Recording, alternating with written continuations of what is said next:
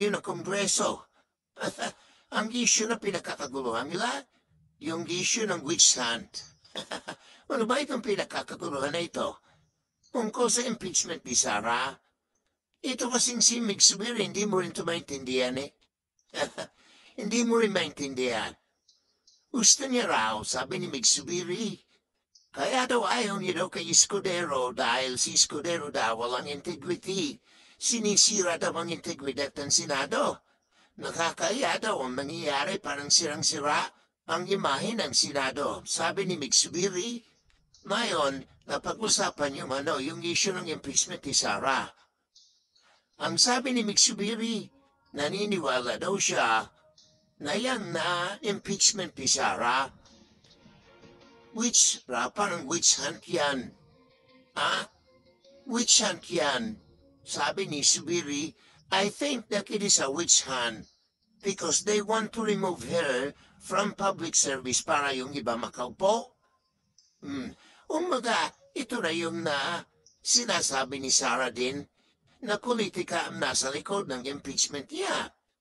Na ang gustong mangyari ng mga natutunak nito ay matanggal siya sa pwesto at hindi na makatsbo sa 2028. Kaya kumbaga, witch hunting yan. Winawa, produkto, biktima si Sara ng witch hunt. Yan ang sinasabi ni Subiri ay siyempre nag-react yung mga kongresista. Ang unang nag-react si Senadora dating Senadora Laila de Lima na yun ay kongresista na. Sabi ni Laila de Lima, seryoso talaga yung mga grounds. May mga batayan, yung mga complaint na yan. And then they will accuse us of a witch hunt. That's so unfair. Hindi witch hunt yan. Mayroon talaga mga matitibay na ebidensya. Ang na-impeachment niya ay may malinaw na mga grounds. Sapat-sapat, sobra-sobra pa ang ebidensya. Bakit sasabihin witch hunt?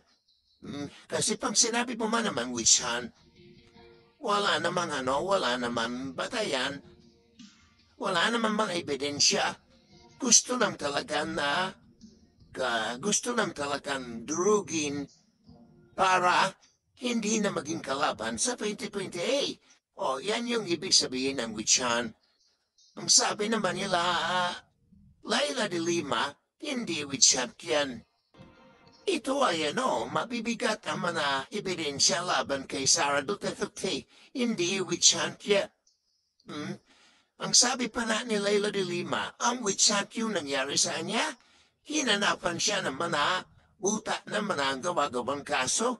Ginawan siya ng gawa-gawang kaso na wala naman sapat na ebidensya, walang totoong ebidensya, Trump yung charges. Kung mayroon daw witch hunt, yung panahon niya, sabi ni Laila de Lima, pero ito kay Sara, hindi ito witch hunt. Seryoso ang mga mga grounds dito at may mga ebidensya. O tulad nun, yung mga recipients di umano ng confidential funds, paano mo ipapaliwanag? Mary Grace Piatos o she, hindi may paliwanag. Kung saan napunta yung confidential funds, kasi ang lumalabas peke yung mga recipients o yung mga di umanay tumanggap. Mga ebidensya yan. At yung bank accounts ni Sara at ni Digong, doon sa kanila pinagniwalaan mga ill-gotten hunakaw na yaman, ebidensya yan. Ebidensya yan. May hawak na ebidensya niyan si Trillanes at yung tinanggal na Deputy Ombudsman na si Carandam, mabibigat na mga ebidensya yan. Marami pa sa mga grams kay Sara Duterte, sabi ni Laila de Lima, yung din ang sabi na Makabayan Black. Yung bagong yung bagong mayon, hinatawan ng Kabataan Party List si Atty. Vinico. Sabi niya, kami ay naghahanap ng katotohanan, naghahanap kami ng katotohanan, hindi ng witch. At kung mayroon man kaming hinahan, hindi ang hinahan namin yung wicked witch of the South. Matindi rin itong si Atty. Edwin Icoy, yung Kabataan Party List. Si Atty. Ridon din, Atty. Ridon, congressman na din ito, sabi ni Ridon, Hindi witch hunt yun.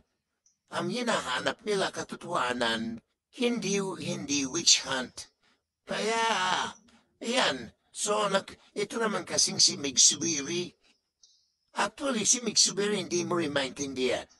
Gusto niya raw ng integrity ng Senado, naiiyak daw siya na nasasaktan daw siya, na nasisira ang Senado kagagawa ni Escudero. Bakit nasira ang Senado dahil kay Escudero? Dahil hindi niya sinusulong ang impeachment ni Sara. Pinoprotektahan si Sara. Dinidelay. Ahit niya si ikaw Subiri, involved ka rin dyan. Bakit ka bumoto kasama nung 18 bayo kagad na senador, 18 senators, na binalik nyo sa kamara, nasira kayo dun? Kaya yung mga payak-iyak mo Subiri, na nasasaktan ka dahil nasisira ang Senado, kagagawan mo, kakagawan nyo, kasama ka rin dun?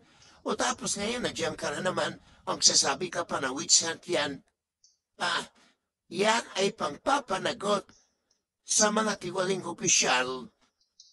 Seryoso ang mga akusasyon kay Sara Duterte, may mga ebidensya yan. Sa accountability of public officers, dapat isulong yan, pabueluhin yan, ilarga yan. Ang ginagawa nyo, pinipigilan nyo, kaya nasisira ang imahe ng Senado. Tapos may payak-iyak pa itong si Subiri at tatawagin pa na ito daw ginagawa ni kay Sara ay witch hunt. Ay nilalom sila naman na kaya hindi ko rin maintindihan hindi rin maintindihan ang bagong stand mo Kaya hindi nakakagain ng suporta yung nyo. Yung sinusulong yung kandidato na Senate President, si Tito Soto. Si Tito Soto okay, si Lacson medyo okay, ikaw. Ang labo ng sinasabi mo na contradicting ang statement mo, Mig Subiri, yan ang problema sa'yo. Anyway, ayan. Alam na ang grabe ang reaction ng kamera. Kasi sabi nga ng mga kongresista ng kamera, unfair naman yan na sabihin mo ang ginagawa namin with Sean. Hindi. Seryoso itong ginagawa namin na papanagutin si Sara Duterte. Hindi ito witch hunt. O yun. O di barado ka tuloy, Mig Subiri. Okay? Bunyog! Bunyog! Halikan na kasama ka! Bunyog! Kapag buklod ay may pag-asa, Luzon, Visayas, Mindanao, isa ang pananaw. Sa bagong Pilipinas ang bunyog isisigaw.